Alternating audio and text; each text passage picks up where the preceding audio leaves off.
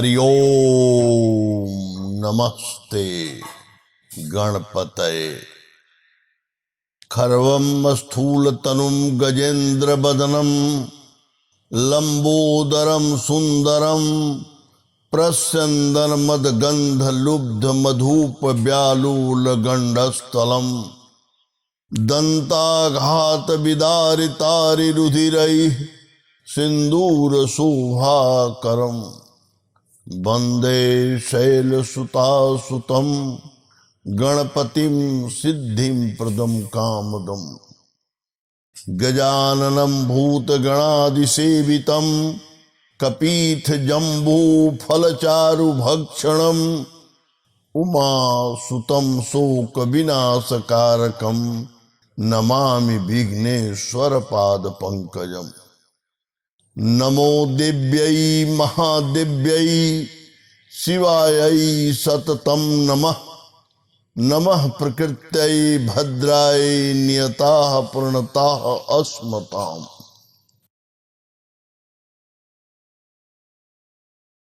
देखिए, हम आपके बीच में कई विषयों पर चर्चा कर चुके हैं। मेरा एकमात्र उद्देश्य रहता है कि आपको लाभ कैसे पहुंचे।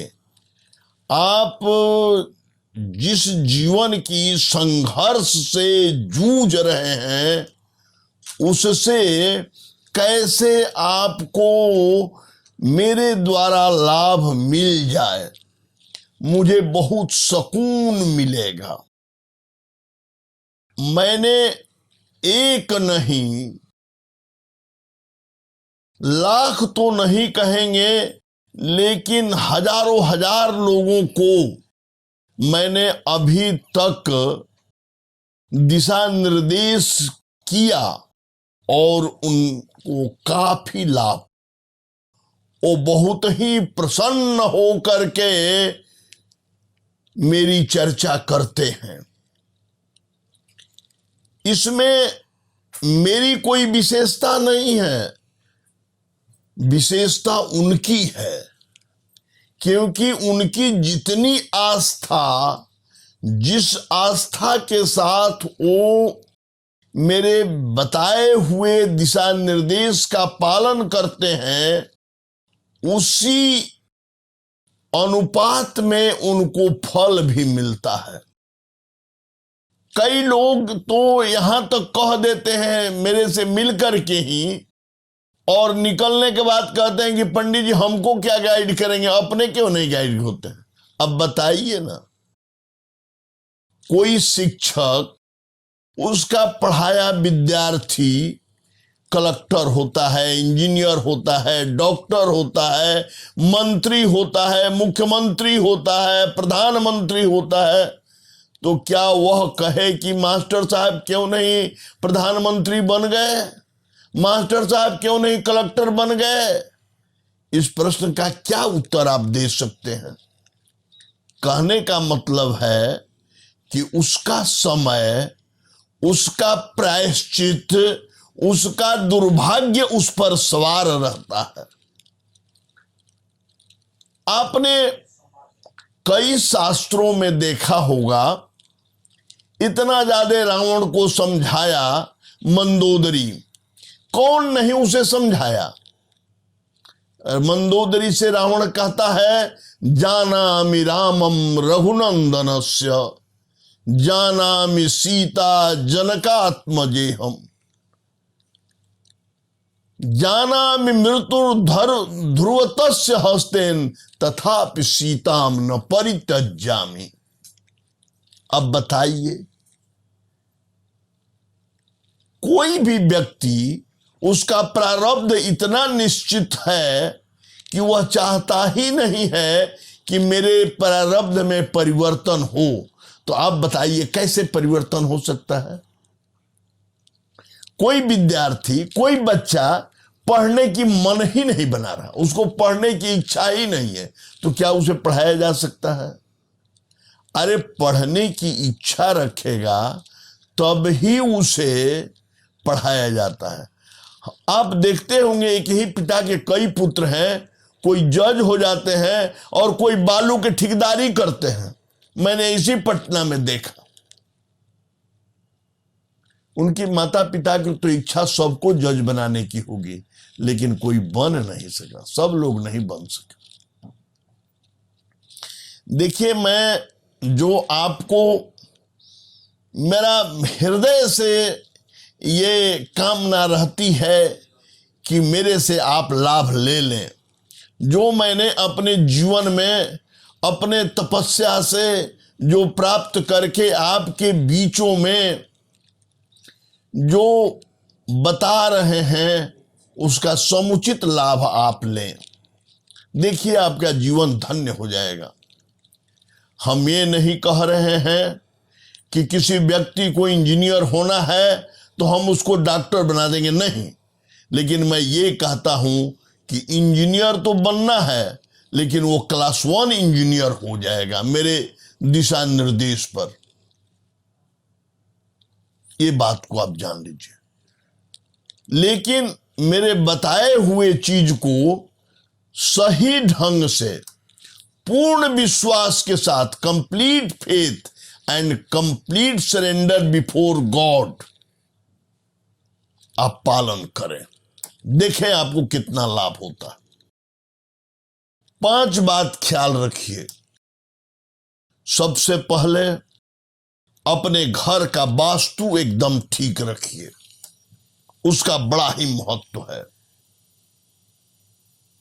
वो आपके बस की बात है। मेरा कहने का मतलब है कि वो आपके बस की बात है। समय बदल देना आपके बस की बात नहीं है, लेकिन वो आपके बस की बात है। आप अपने पितरों को प्रसन्न रखिए, यानी ब्लेसिंग लीजिए, सदपुरुषों की ब्लेसिंग। आपके पित्र सदपुरुष में आएंगे, आपके शुभचिंतक हैं, आपके शुभेच्छु हैं। आप उनको प्रसन्न रखिए, उनकी ब्लेसिंग लीजिए। आप अपने कुल देवता को प्रसन्न रखिए, उनकी ब्लेसिंग आप लीजिए। क्योंकि ऑटोबायोग्राफी ऑफ जोगी में योगानंद जी ने कहा कि दृढ़ इच्छा शक्ति, स्ट्रॉन्ग विल पावर। तब सेकंड में कहा कि सदपुरुषों की ब्लेसिंग। तो सदपुरुषों की ब्लेसिंग में ये आएगा, पितरों की प्रसन्नता, कुल देवता की प्रसन्नता। ये आपको एकदम ठीक रखना है कि बाहरी शक्ति आपका अवरोध पैदा करे तो ये लोग आपके तरफ से उनको नष्ट कर दें। इसके बाद आप रत्नों का प्रयोग करें समय को परिवर्तन करने के लिए। रत्नों के प्रयोग से समय की गति में काफी परिवर्तन आ जाएगा। ये मैं आपको बता देता हूं। समूल तो नष्ट नहीं होगा, लेकिन 65 से 70% रत्न के प्रभाव से समय में परिवर्तन आ जाता है। एकदम ये मेरा पूर्ण विश्वास है और दावा भी है, और मैंने हजारों लोगों पर इसको टेस्ट करके देखा है। लोग बम हो गए हैं। रत्न का प्रयोग अवश्य करें। प्रतिकूल ग्रहों में रत्न का प्रयोग बहुत जल्दी काम करता है। अब देखिए, मंत्र से भी, जप से भी लाभ मिलता है, लेकिन उसमें समय लगता है।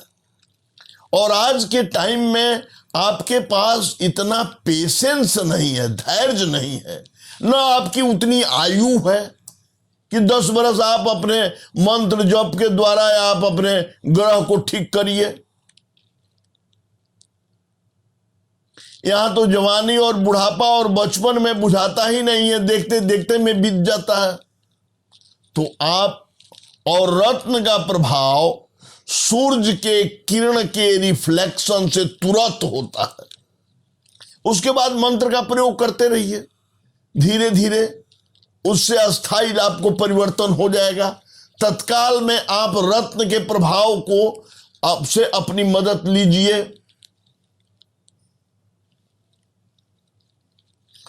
रत्न का प्रभाव इतना ज्यादा सटीक है कि अगर सही ज्योतिषी, सही जानकार व्यक्ति अगर आपको बताता है तो आपको निश्चित तौर पर रत्न के माध्यम से आपके जीवन में परिवर्तन आ जाएगा। एक व्यक्ति की कहीं नहीं सेटलमेंट हो रही थी, बड़ा ही कष्ट में था। मैंने एक कैट्स आई उसको दिया और कहा कि इसको तर्जनी अंगुली में पहन लो और देखो तुम्हारी 6 महीना के अंदर सेटलमेंट हो जाएगी।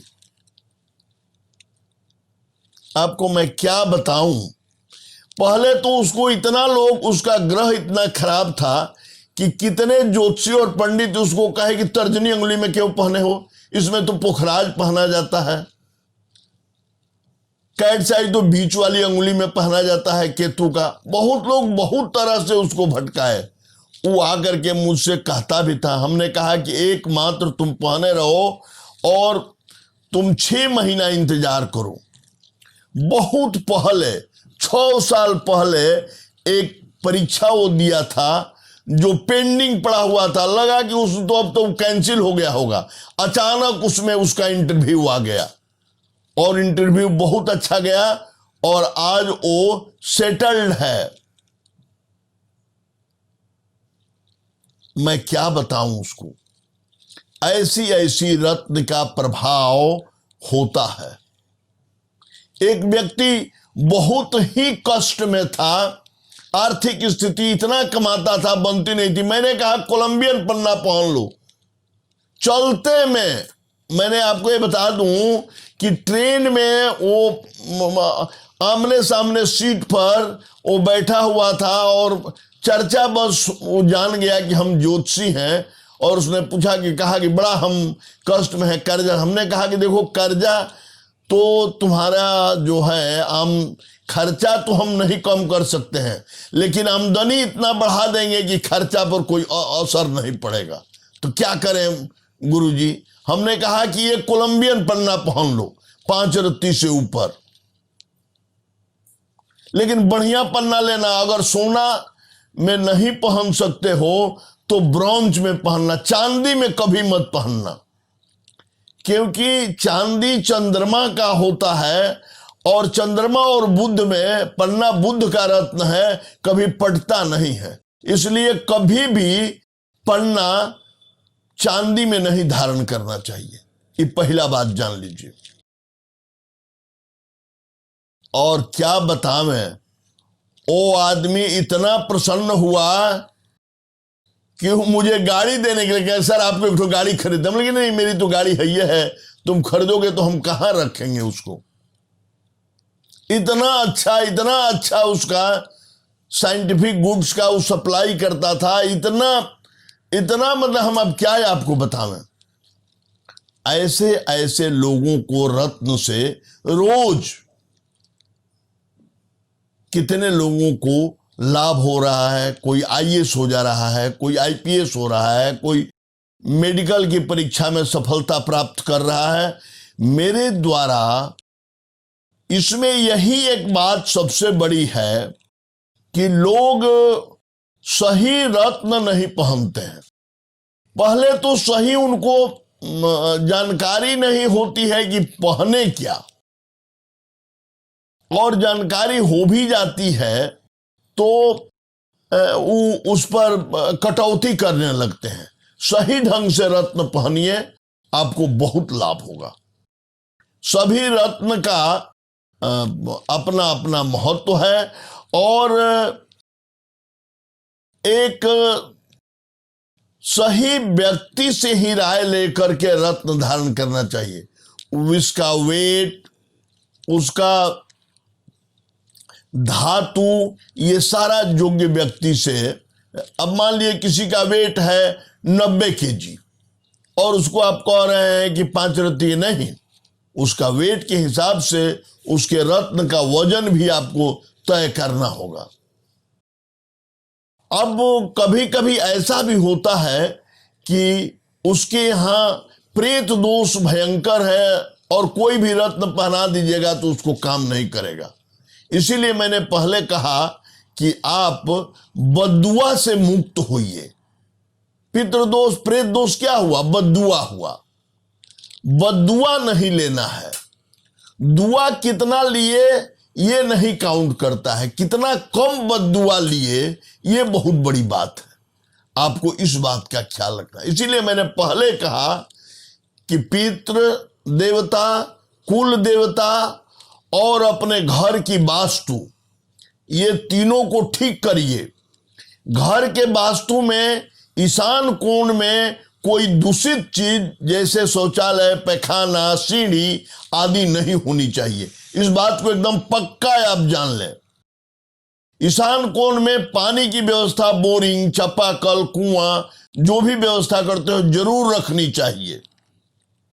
कभी भी घर के नैऋत्य कोण में पानी की व्यवस्था एकदम नहीं होनी चाहिए। घर की अग्नि कोण में हमेशा खाना बनाने की व्यवस्था रखनी चाहिए। अगर अग्नि कोण में नहीं हो सकता है तो वायव्य कोण में रखना चाहिए, लेकिन कभी भी खाना ईशान कोण या नैऋत्य कोण में नहीं बनना चाहिए। ये इतना वास्तु में जरूर ख्याल रखें। वायव्य कोण में पानी की भी व्यवस्था नहीं रखें। पानी तो एकमात्र ईशान कोण में ही रखना चाहिए। फिर इसके बाद आप रत्न का कमाल देखिए, सही ढंग से गाइड करके कि आप दिन दुगना रात चौगुना आपकी उन्नति होती है कि नहीं होती है। लेकिन अगर बीमारी से आप ग्रसित रहिएगा, रोग से आपको टीबी है और कितनों अगर उसका एंटीबायोटिक नहीं खाइएगा और कहिएगा कि हम दूध पी रहे हैं, मक्खन खा रहे हैं, नॉन वेज खा रहे हैं, अंडा खा रहे हैं, उस नहीं, ये कोई काम नहीं करेगा। जो खाइएगा वो अन्न आप ही को खाने लगेगा। इसलिए पहले टीबी का इलाज जरूर है, यानी अपने घर के दोष को ठीक रखना है। तब इस रत्न का कमाल देखिए। अगले बार हम ये बताएंगे कि इन रत्नों को कैसे प्रयोग करें तब ज्यादा कारगर होगा।